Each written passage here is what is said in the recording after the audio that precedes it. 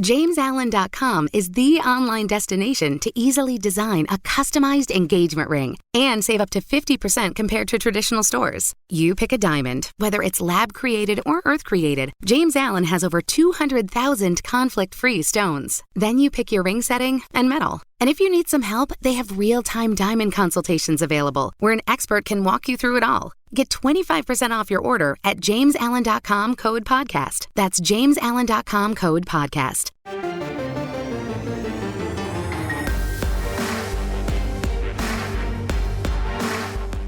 You've discovered your link to GoPowercat.com's Powercat Podcast. Now, here's your host, GoPowercat.com publisher, Tim Fitzgerald. One of the things that Chris Kleiman said when he arrived at Kansas State was he wanted to expand the support staff inside the Veneer football complex, mostly the recruiting staff. He wanted more boots on the ground to help with recruiting because, honestly, Kansas State had fallen behind in such endeavors, and everyone was adding recruiting eyes. You get an analyst here, an analyst there, you got a social media person, more people looking at more film and evaluating more recruits. And honestly, probably surfing the internet, on Twitter, on Facebook, checking up on the players that are prospective student athletes at their schools and making sure they're the type of person that the program wants. So I thought Kansas State would add 4 people, maybe 3. But they added one person, one really qualified person. Chuck Lillie comes from Clemson. You might have heard of Clemson football. They're pretty good at it. And Chuck Lillie's been helping the Tigers for a few years and worked his way up. And now he's at Kansas State. It was a great hire. He's a rising star in the recruiting world. And the way he got his break, the way he is a perfect lesson for any young person that wants to know, how did you get that job?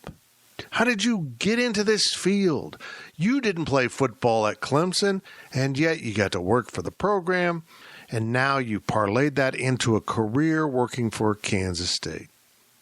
It really is a great story and a great lesson if you listen to this podcast.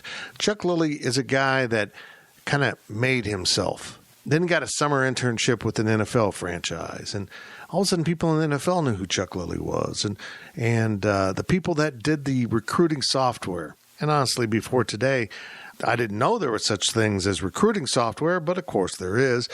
They knew who Chuck Lillie was. So when Hank Jacobs, the director of football administration for Kansas State, set out to find a new recruiting analyst, someone to help Taylor Bratt on a full-time basis get after scouring through videos and finding players for Chris Kleiman's program, the name Chuck Lillie kept coming up. He'd just taken a job. He just started a new job at Western Carolina. There he was, working away, and the phone rang. Chuck Lillie's in Manhattan, Kansas. He's not able to do his full job, really, because they're not having in-person recruiting right now because there's a pandemic going on. But Chuck was able to take some time with us during the off week to join us on the Powercat Sources Podcast. We start off in this podcast kind of talking about his life, what got him to Manhattan, what about Manhattan and Clemson, South Carolina, that kind of stuff. And then our Ryan Wallace, our GoPowercat football analyst, will join us in the second half to get into some more questions. But as you know, we can't ask about specific unsigned student athletes per NCAA rules. Well, I could lead up some more wonderful things about Chuck Lillie, but you're going to really like this conversation. He is very happy to be in Manhattan, Kansas. And now let's get to it. Here is Chuck Lillie, Kansas State's football recruiting analyst. And we're now joined by Chuck Lillie. Chuck, what is your actual title? My title is scouting analyst, football scouting analyst. Just take time and watch a bunch of high school players and help our coaches identify who we want to go after.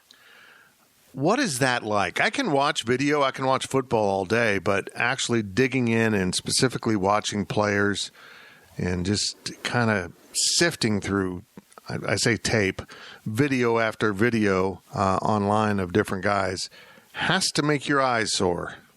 Well, I invested in some blue light glasses earlier this year, and that's been a worthwhile investment. But no, it's a lot of fun. It's what I'm passionate about doing. The simple fact that I get paid to do this is still pretty surreal to me. But it's a lot of fun. I take a lot of pride in what I do. And it makes for early mornings and late nights. It makes it a lot easier. So I'm happy to do it.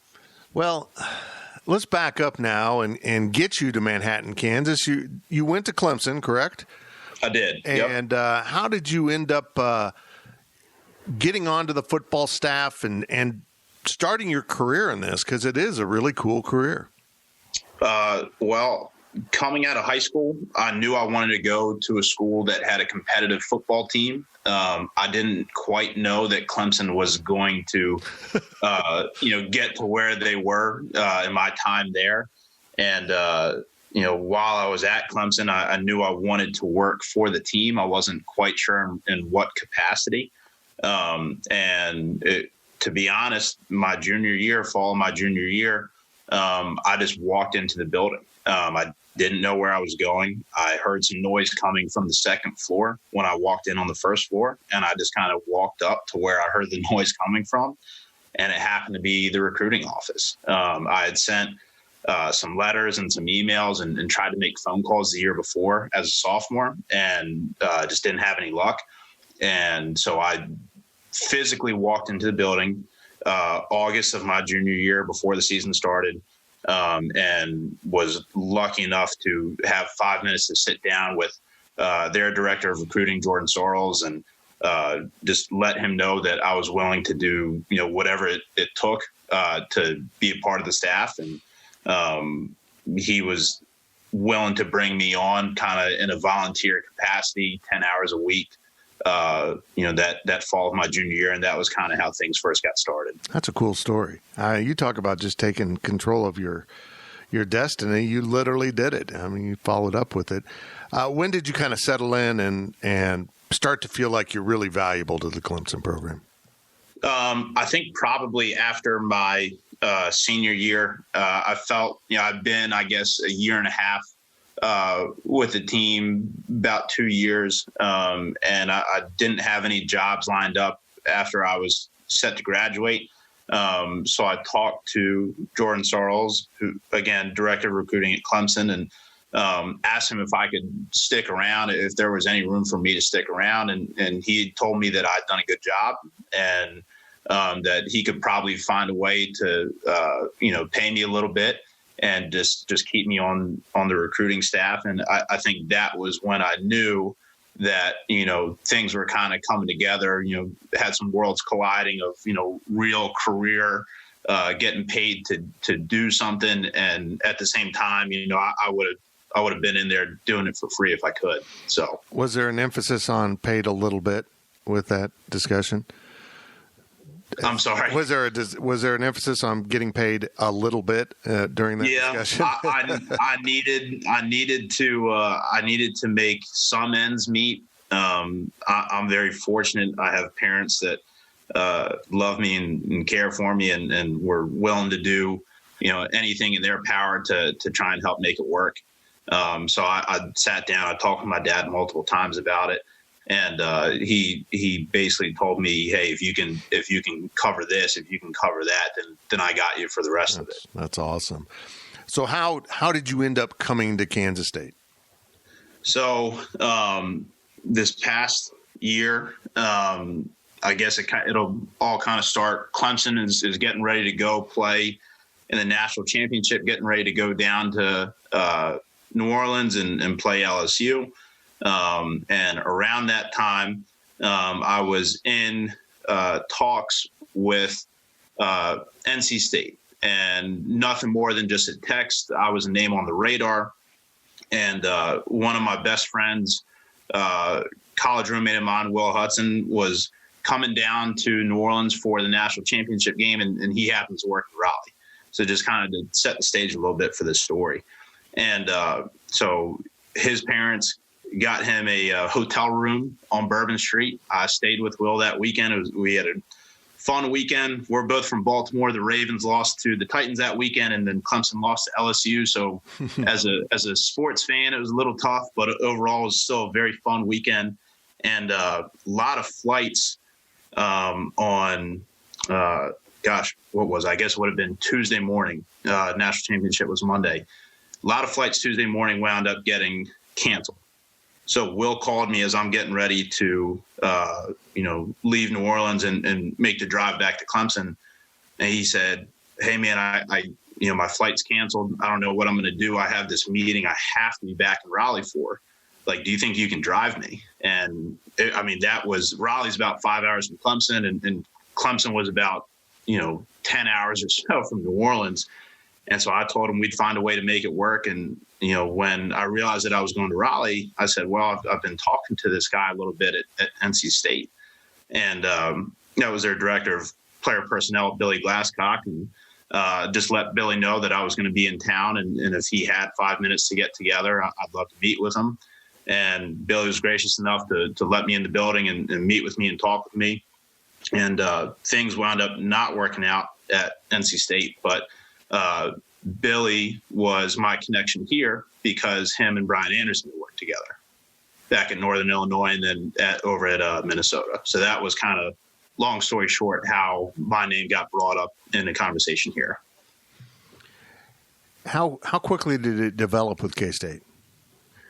It developed very quickly. So before I had really had things moving and shaking with Kansas State, I had accepted a job with Western Carolina, basically same exact title, responsibilities. And I was on staff for all of about a week and a half. I got a text from Hank Jacobs asking if I could hop on the phone, and that was on a Tuesday. I hopped on the phone with Hank later that afternoon, and he reached back out on Wednesday, so the following day, and just said, "Hey, we'd love to get you down here for an interview in person." So I flew out Thursday night, interviewed Friday, and the following Friday was when I got the phone call that they were going to offer me a job. That's awesome. Now, South Carolina and Kansas are different worlds. I love South Carolina, by the way. But I'm told Clemson and Kansas State aren't that much different. What are your thoughts on that? Yeah, I mean, I've said it ever since I got here. I really didn't know much about Kansas. I didn't know much about Kansas State. But I spent 7 years of my life in Clemson, South Carolina. And when I got out here, from the size of the school to, the same small town college feel, and I mean, just, being next to a lake, I mean, everything. Clemson, South Carolina, and Manhattan, Kansas are virtually the same place. That's crazy. That's crazy. And while at Clemson, you dealt with one of my favorite former K-State coaches, Brent Venables. Did he ever yell at you? Are you asking on a daily basis or over the course of my career? Yeah, just in general. Yeah, no, I definitely had, a few screw ups in my time working with the defense, and definitely caught, a verbal scream or, a death glance from Coach V, for sure. Well, the death glance is real too. Yeah. It's he is something else. He's wired like no one else I've ever met. And in this profession, in your profession, you meet a lot of coaches that are wired pretty tightly. Brent's way up there, way up there. But a great guy, a wonderful guy. Now, before we move on to some other topics, I want to ask you about this coaching staff. And I was just telling someone this the other day that I've only been around these guys a little more than a year, a little less than 2 years, let's say that. But I've been comfortable with them. It's like I've known these guys the whole time. They just kind of slid into their duties at Kansas State, and it was really seamless with a guy like me going through a coaching change.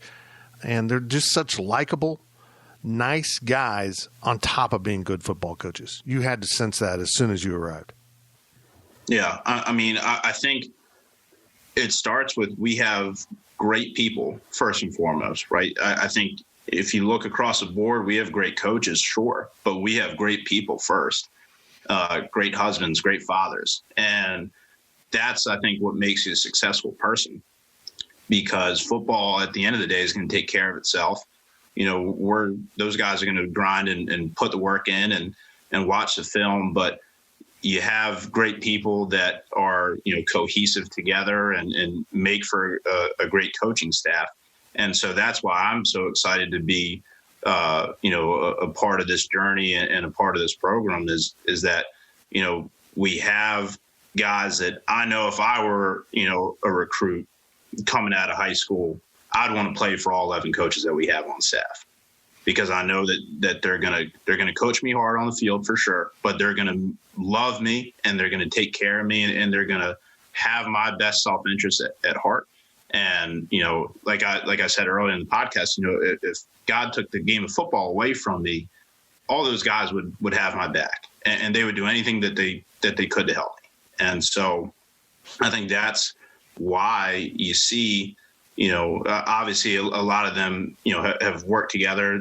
A lot of them came from North Dakota State. And so I think that's probably why it feels like they've been coaching together for more than years, because they have. But, we have really, really good people here in this building. And I think that's what makes it so easy to see why we've been successful in their short amount of time here.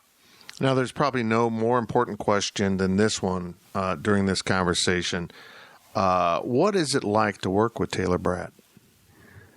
It is very interesting. Interesting is probably the best word I can use. Taylor is probably the best at his job in the country. That's for sure. He recruits his tail off. He is high energy all the time. And I mean, he is just, I don't think people give him credit for how smart he is. He definitely kind of has his persona as like a, goofy teenager, but he is sharp and he gets it. And he is very, very calculated in everything that he does. So working with Taylor is, it's very eye-opening, I think, for me, because like I said, I'm in a scouting role, but I kind of have a recruiting background. So that's, kind of where I've succeeded in the past, and to see how he does his job and how he's set Kansas State up for success is really, really cool. And working with him has been a blessing. He's taken me under his wing and really helps me grow in my short amount of time here. But it's a lot of fun. It is a lot of fun. Are you worried about his shoe addiction at all? No. In fact, I think that he doesn't have enough. I think he needs to, his goal should be to have, his picture in the Guinness Book of World Records for most purple shoes owned. God, don't put that idea in his head. Please don't put that idea in his head. Let's take a pause here on the Powercat Sources Podcast and take a quick break, but we'll be back on the other side with more discussion with Chuck Lillie from the Kansas State recruiting staff, and I'll be joined by our own Ryan Wallace, our recruiting analyst and editor at GoPowercat, when we continue this edition of the Powercat Podcast. The Powercat Podcast will be right back. Imagine the softest sheets you've ever felt. Now imagine them getting even softer over time. I'm here to tell you about Boll & Branch sheets. In a recent customer survey, 96% replied that Boll & Branch sheets get softer with every wash. They're made from the rarest organic cotton and designed to get even softer over time. Try their sheets with a 30-night guarantee plus 15% off your first order with code Odyssey. So head to BOLLandbranch.com today. Exclusions apply. See site for details. The NFL regular season is wrapping up, but there's still time to get in on the action with FanDuel, America's #1 sportsbook. Right now, new customers get $150 in bonus bets guaranteed when you place a $5 bet. That's $150 in bonus bets, win or lose. The app is so easy to use, and there are so many different ways to bet, like live same-game parlays. Find bets in the new Explore tab. Make a parlay in the Parlay Hub, the best way to find popular parlays, and more. So visit FanDuel.com/247 and make your first bet a layup. FanDuel, official partner of the NFL. Must be 21 plus and present in Iowa. First online real money wager only. $10 first deposit required. Bonus issued as non-withdrawable bonus bets that expire 7 days after receipt. Restrictions apply. See terms at sportsbook.fanduel.com. Gambling problem? Call 1-800-BETS-OFF.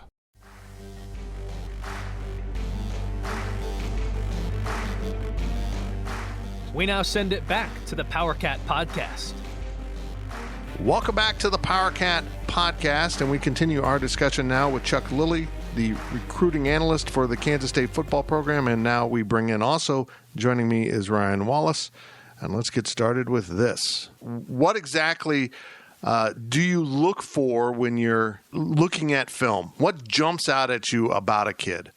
I think the first thing that you want to look for is just overall athleticism. And there are certain things, obviously, with each position that you look for, right? An offensive lineman, you're looking for different athletic traits in an offensive lineman than you're going to be looking for in a defensive back. But things that take some time, and it's not necessarily the film that's going to tell you the story. It might be a conversation with the kid. It might be a conversation with his coach or his teammates or other coaches in the area that have known and played against the kid for a number of years. What drives them? Why do they love football? And, trying to find little nuggets about what you believe ultimately is going to make them successful here. Obviously, the film portion of it is probably the most important piece, but it's not the whole story. So finding out why a guy loves football, finding out what drives him, what motivates him, and does he have a chip on his shoulder, or is he a guy that he's gotten his Ryan Wallace has given him 3 stars, and now he's content and he's satisfied, and he doesn't want to work hard anymore. So trying to find things like that, I think ultimately are what is going to lead you to be able to determine whether or not a player is going to be successful. Now, Chuck, whether it's, whether it's Coach Bratt, I would imagine that Hank gets some of this. And, of course, all the assistant coaches all the way up to head coach Chris Klieman. How do you handle the amount of highlight links that get sent your way? The DMs, look at my film. I mean, how do you kind of not let yourself get overwhelmed with some of that and sift through the kids that just simply are not going to be on K-State's radar, and those that, hey, maybe this guy deserves to be discussed a little bit more? Yeah. I mean, I think it starts with being diligent and trying to, give everyone that sends you a highlight an opportunity, whether that's 30 seconds or a minute or 2 minutes or whatever it is. And I've had to learn to kind of readjust who I am, because I'm very OCD about getting a text or a DM on Twitter. I mean, I got to open it up right away. I'm not one of those people that has 500 some unread messages on my phone. I got to open that stuff up right away. And I've learned to, if I can't watch it right now, if I can't give it the time, I gotta, give it an hour or 2 hours, or sometimes now, a day, a couple days, and make sure I go back and watch that, because you never know,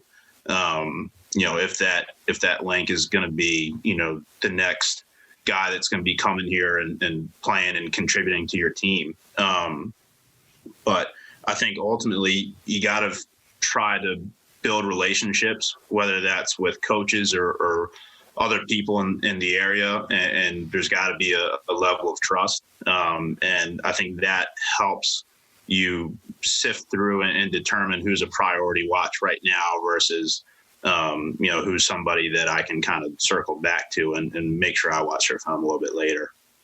Yeah, it's just got to be overwhelming. Hell, Wally and I get those links, and every time I get one, I'm like, dude, you don't want me to watch your video. It's not going to do you any good. And as you sift through this, at what point do you call in, like, let's say there's a running back, and at what point do you say, Brian Anderson, I want you to see this guy? What part of the process is that? Well, I think we have a pretty detailed process that allows for multiple staff members to get their eyes on a player. So we'll try to, send guys through and make sure that the coach that's responsible for that area is putting eyes on them. We're trying to get the position coach to watch them. We're trying to get the coordinator to watch them, assuming that, the player has been approved by, his position coach and his area coach. But I think there are times as well where, maybe a kid pops up on your radar and you got to move on him now because you can tell that his recruiting's heating up and he's a good player. And sometimes, you allow the, our process to kind of take place. And sometimes that stuff moves quickly, and it'll only take a day or two. Sometimes it might take a month for him to work through, that multiple step process of going through all the coaches. But like I said, there's also times where, you see a kid and and it's like, I got to go talk to, Coach, if there were a running back, I got to go talk to Coach Anderson right now. I got to make sure he sees him. I got to make sure Coach Mess, as the offensive coordinator, watches him, and we'll go from there.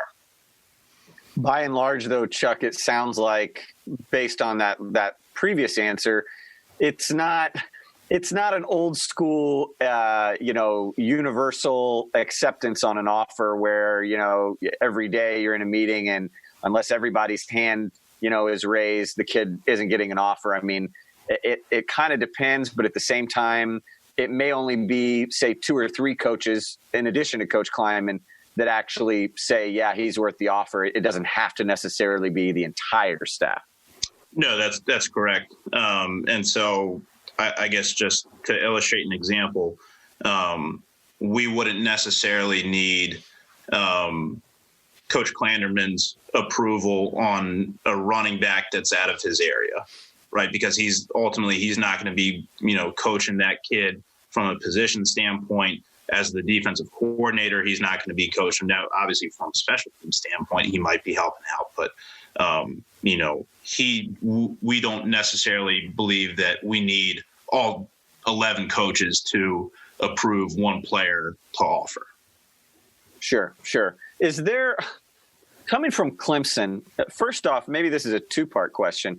Was there really a great change that you had to go through between recruiting at Clemson and recruiting and analyzing for Kansas State? Maybe that's part 1 of this question, because part of me almost thinks that maybe it's a little bit more similar than people might think. Part 2 of that question is, were there any things that you picked up on while you were at Clemson that you really wanted to emphasize and bring to K-State, just a way that they go about things? Sure. I think we got this wasn't anything that me personally, I implemented. This was something that the staff has preached and practiced now for their entire tenure here in Manhattan, but we want to recruit inside out. We want to recruit and sign and develop the best in-state talent, and because it starts with those guys. So all of the players in Kansas that are good players and players we believe are worthy of offers are guys that we want on our roster, and then we'll go from there. We're going to recruit inside out. That was the philosophy at Clemson, and it was a seamless transition here. In terms of, recruiting in-state first and hard, and then we'll go from there. I don't really think there was a whole lot that I needed to bring with me. I think the recruiting is pretty similar just about everywhere you go. But I think our coaches here do a really good job of emphasizing relationships and building trust and building relationships with all the recruits that we come into contact with, guys that we ultimately would love to sign. And so that's been, again, something that's pretty seamless transition. I know at Clemson, we had multiple coaches trying to talk to kids, having overlap with the position, and area coaches talking to the same guy. And I think we're trying to do that here as well. But like I said, it's all about relationships, and it starts with in-state talent first. Chuck, one of the challenges with football in the state of Kansas for all of history, basically, is there's 2 Power 5 programs. There used to be 3 what is now classified FBS programs until Wichita State dropped its program, in a state of low population and also in a state where the kids don't get to play as much as other states, they don't get to practice as much, and they don't get as much exposure to strength and conditioning staffs historically. What kind of challenges that made that when you go to evaluate talent? Because honestly, a kid that's a junior in the state of Kansas as opposed to a junior in Florida or Texas might be less physically developed. It might be less developed as a football player. Well, I think there's 2 sides to that. I think that, you're right. There are states out there that, whether it's Florida or Georgia or Texas, those guys are just, better football players because they have more resources, they have more time and emphasize the spring 7-on-7 stuff. But I think at the same time, the players here in our state, they are, to some degree, they don't know what they don't know. I think sometimes you run into guys that, they've been part of programs or have grown up with guys around them that, they are the best of the best and have been for a very long time. And guys that came before them were in the same boat. And so I think at times, there are players that come out of certain schools or certain states that they may have a struggle transitioning to college because the work ethic to get to that point, as a freshman or sophomore, they had every offer in the country. And so, they may have lost out on valuable time developing themselves as juniors and seniors. However, in Kansas, like I said, I think some guys don't, they just don't know what they don't know. And, the work ethic's hard. This is a, blue collar state with blue collar players. And those are the guys, again, that we want on our roster, guys that are going to work their tails off and compete every day, whether that's in the classroom or on the field or on the weight room, whatever.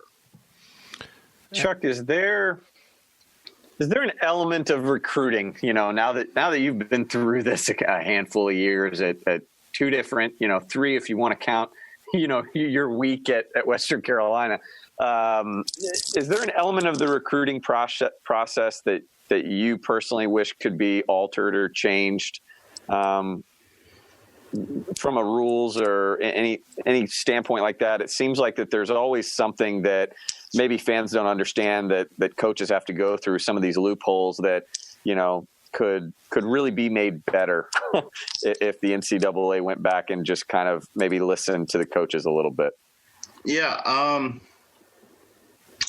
don't have any off the top of my head. I mean, I think, we all work with the same set of rules and guidelines, and, we, work and recruit to the best of our ability off of that. So I think my answer is just going to be, we're going to do the best that we can, the best way we know how. Very good. When you look at Iowa State and you see a guy like Breece Hall from Wichita, such a good running back for them, is that kind of motivates you to say that can't happen again? Kind of get your competitive juices going? Yeah, for sure. Again, we're going to do our best to recruit and sign the best in-state talent every year because it starts with guys in Kansas. So I think whether it's, guys that are on college rosters right now or guys that are in high school that may be committed to other schools, I mean, that's definitely a motivation. We want to make sure that moving forward and the next generation of recruits, in these 2022, 2023, so on and so forth classes that, we're signing and developing the best in-state talent. Here's something for you, Chuck. It's been a little bit of an interesting off season and in season for that matter, but particularly just this recruiting cycle. What can you describe maybe some of the new ways that you're either, the staff is suggesting for kids to send your way or kids are sending your way in an effort to be evaluated. But what I mean by that is you're typically used to going through huddle highlights. Well, some kids may not have huddle highlights. So I've heard stories of kids standing next to door frames to give you an idea of how tall they might be, or using all these weird ways to show you their height, weight, how fast they are. I mean, can you maybe walk us through just how different it's been? And do you have any kind of crazy examples of ways that you guys have tried to implement strategies to get proper measurables on recruits? Yeah. I mean, so I think it starts with, obviously we haven't been able to get guys on campus. And so with those unofficial visits, obviously it's an opportunity for guys to come in and see our facilities and meet our staff, meet our players, really get to know our K-State family, as we like to call it. And they'll be able to walk on campus. They'll be able to go in and see the buildings and really get a full picture. Now, with this extended dead period, obviously some of those things have come off the table, and along with them not being able to see what we have to offer, I think it always helps to see somebody in person and, get to know them first and foremost, as a person and kind of see if they fit our culture. But then, secondarily, from a physical standpoint, you see how big they are, in person. You might be able to see things like growth potential in their frame. And so without that opportunity to see that in person, we've definitely had to, ask some guys to step on a scale and, stand up next to a tape measure on the wall, because there, obviously are combines and different things out there where guys go and get verified measurables, and those are great, but not everybody has that. So we've definitely had to ask guys to stand up, next to the door and get a tape measure and stand on the scale so we can see how much they actually weigh. Some guys are sending us, position drills so we can see them work out. Some guys are, sending us videos with their shirt off because they want to, show us like, hey, I'm pretty ripped up. I've been working out. I've been putting in the work this quarantine. And showing us, like I said, that frame, that growth potential. And it's been a huge help for us. And I think that usually college football recruiting doesn't necessarily have that aspect to it, right? It feels a lot more like an NFL combine than it does, high school recruiting. But it's definitely, while there have been challenges to everything being virtual, I think you do get to see some things that we would never have a kid on campus and ask him to take his shirt off so that we can see how big he looks and how big we think he can get. But those are things that, have popped up and kids have sent us, and it's been helpful in terms of, evaluating them. Chuck, would you like me to send you a video with my shirt off? I will send you a video of my shirt off. That's and good. we'll just exchange that. That's nice. Good. That's nice. Fitz, I was going to say, I think the only schools that be offering you and me without our shirts on are like Alaska Tech. Yeah. It's about the truth. What is that? Chuck, you kind of spoke about this earlier. Manhattan is one of those places where you got to be there to get it. You got to, you kind of feel like I'm going to the middle of Kansas. I don't know what I'm getting into, because I feel like if you've never been to Kansas, you've got a preconceived notion of what it's about, and then you get to Manhattan and the Flint Hills and the lake and the cool college environment, and you realize it is something different.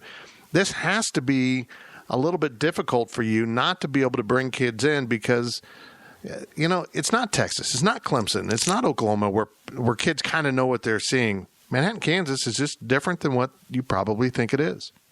Yeah, no, I mean, it's difficult for sure, because we want guys to have the opportunity to come out and explore. And obviously the dead period doesn't, restrict them from showing up on campus and checking it out for themselves. But, if guys aren't coming from, an hour away, it might not be worthwhile to spend that money and spend that whole day coming and traveling out without being able to see us and see our facilities. So it's definitely difficult. But I think right now, facilities and all the glitz and glamour of everything that's inside, right? That's nice and it works in recruiting, but that's not ultimately what guys focus on or what makes them successful when they do show up on campus. So I believe that, we're actually being able to stand out a little bit more because everything is emphasized from a relationship standpoint and getting to know our coaches. And every coach and every staff member that we have in this building cares about, the people that we recruit and cares about the culture that we have in this building. And I think that's become very apparent and very obvious to every recruit that we talk to. And we have amazing feedback from our recruits and their parents and, just them saying like, you guys are about the right stuff. You're about the right things. I can tell that you guys care. When I drop my son off, I know that he's going to be in good hands and he's going to be with people that are going to take care of him. And, I think ultimately we want to stress to the recruit and their parents that if God took the game of football away from them, they would still want to be here and they would want to be with the people in this building. Chuck, I wanted to also go back and just ask you a little bit about the time that you spent doing some pro scouting stuff with the New York Giants and what you took away from that. Maybe what's kind of the most valuable thing that you took from that experience, and maybe explain to some of the listeners what it was that the Giants were having you do kind of on a day-to-day basis.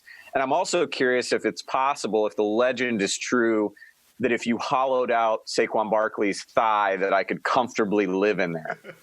Yeah, Saquon, I'm hoping he, is able to come back and get healthy, because what I saw that guy do in person was, unbelievably special. But he definitely has the biggest quads that I've ever seen on a human being, let alone somebody that, is 5'11" and 225 pounds. So he was an absolute freak of nature. His legs are enormous. I don't think he ever misses leg day. That's for sure.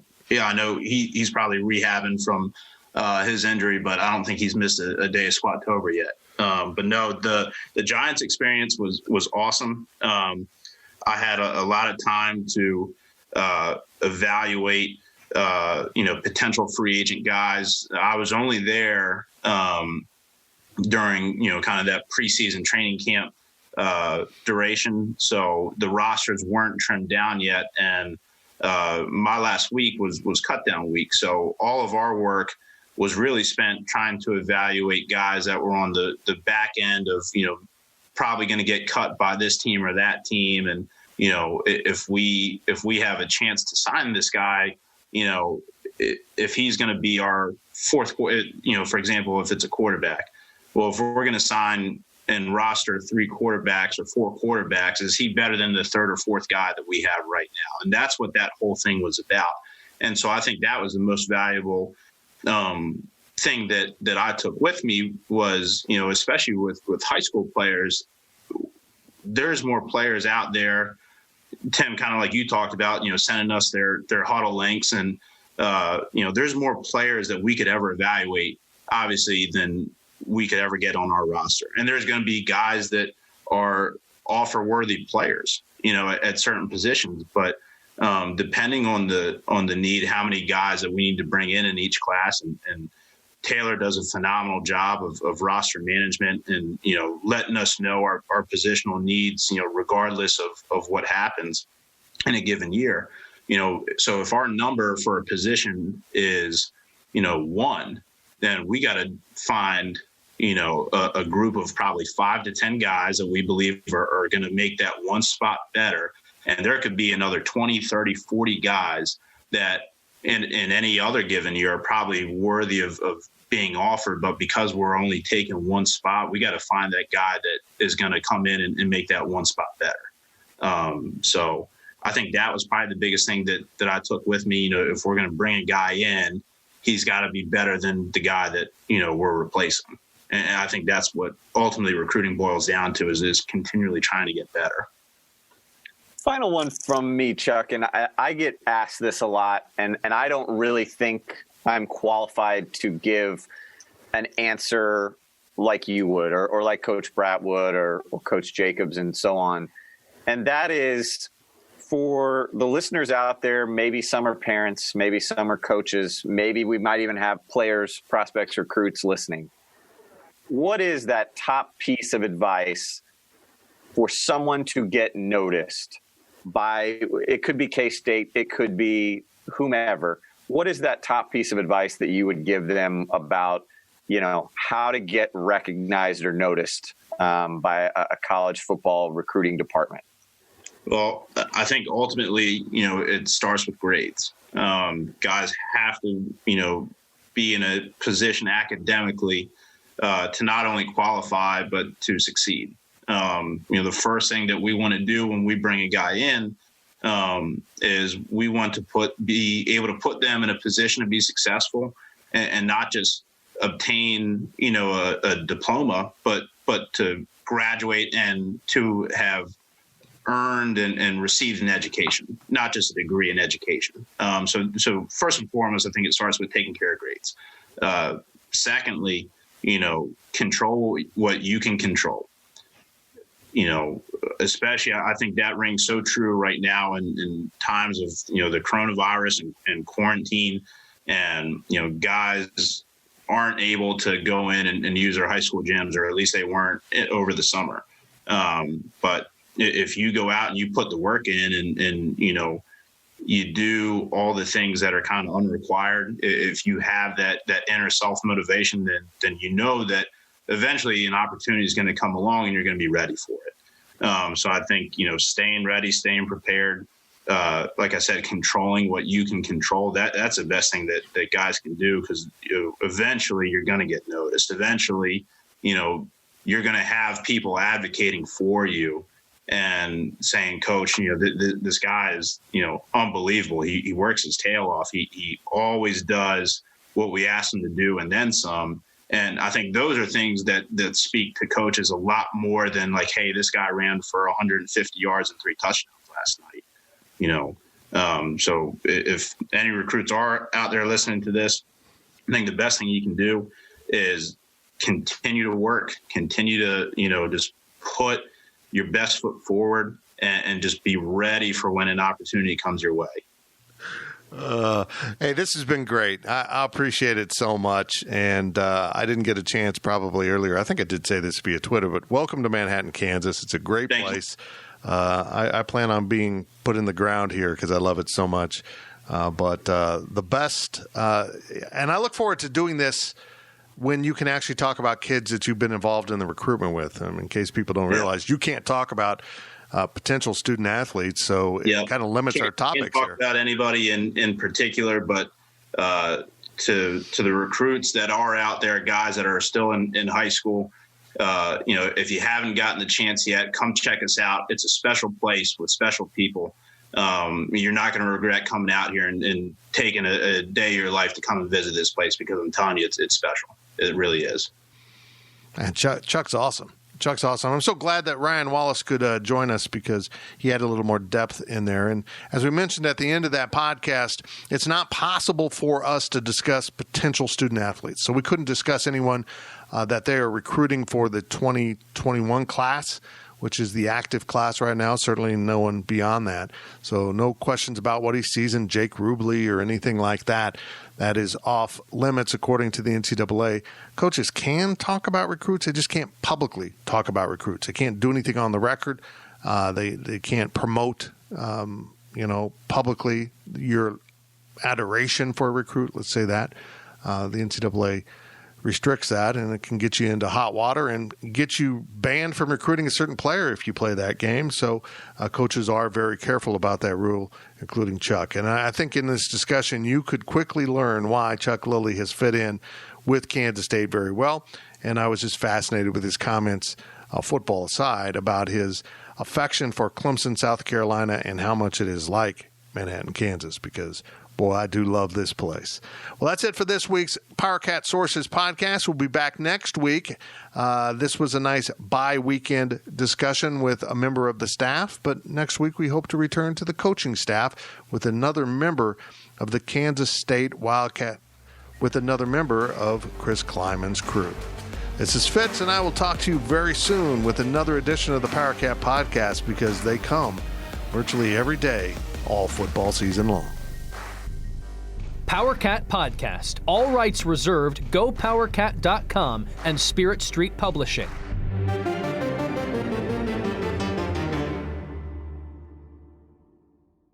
With Blue Link Plus, you can access your Hyundai Tucson Limited remotely. Doors unlocked, temperature set, lost car found. There it is. Get complimentary class-leading Blue Link Plus. Call 562-314-4603 for complete details.